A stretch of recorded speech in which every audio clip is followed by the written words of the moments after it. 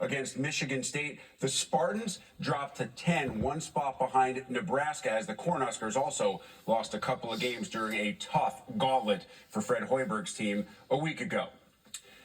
Time for today's big interview. Welcoming Nimari Burnett, one of the main reasons. All right, let's welcome in our Michigan men's basketball player, the Michigan guard. Let's start there. Describe to me the intensity of this rivalry from the player's perspective. Let's listen in to what he had to say, and let's see what his name is. This rivalry means everything to us. We know that it's his name is Nimari Burnett. A little bit of hatred between both sides, but that's what makes a great rivalry, and we, stepped up to the challenge at the Breast. So what's the build-up like for you guys, as you know Friday night's coming, you know what the Breslin Center is going to give you, you know what the opposition's going to give you. How do you guys approach a road trip like that against the arch rival? Yeah, the approach was pretty simple. To come in there with excitement. It was just a natural excitement, a natural fire, but also a laser focus that we all had, and knowing that it was a mission at stake that we had to accomplish and do it all together in order to win. We've heard a little bit of back and forth over the last couple of days from the coaches about the physicality of that game. How physical was it? Super physical. That's Michigan State's identity, but also it's a part of our identity. And we look to go in there and be physical without fouling, just playing solid basketball and win the game of margins that, inevitably helps you win games. Now, there's got to be a mental approach to that as well. I know Coach May had said yesterday he was really proud of the way that you guys handle yourself mentally despite all that physicality. How do you do that, especially when you're in the moment? By just remaining mature, being composed, and understanding what's the main goal here. And that was to win. And so if it was anything that would jeopardize that goal, we weren't looking at it at all. We were just focused on winning and doing it together. I love that you bring up mature and how important maturity is. You're one of the elder statesmen on this team, one of the guys who has to lead by example. How do you see that as your role within this team and inside the locker room? Yeah, but I've taken on that role very seriously. Me, Will, Roddy, and the other guys as well have come in into stepping up and being great teammates, not only leading by example, but leading verbally as well. And going into that game, it was important for us to emphasize how disciplined, how focused, and how mature we needed to be and stay connected through whatever the game may throw at us. I know any win over Michigan State is sweet, whether it happens in Ann Arbor or East Lansing, but is it a little bit sweeter when you quiet the Breslin and you get to truly enjoy what the silence is like when you win on the road? Man, the silence on the road is one of the best feelings of being a competitive basketball player, but especially at the Breast, and to do it against a top-tier team in our conference and in the country. And I'm looking forward to the excitement and the noise that we'll have beating them at our place in Ann Arbor. You look back on your career from start to now, Nimari, and it took you a little while to find where home was for college basketball. But now, over the course of the last 3 seasons, and you have a bunch of games left to go in this year, 90 starts in the last, 2 2/3 years. So why was Michigan the spot for you, and why has it felt like such a home base? Yeah, Michigan is the spot for me because of the people that surrounds this place. Not only with our coaching staff and the personnel as far as players we have, but from all the support staff to the professors we have and to everyone that supports Michigan.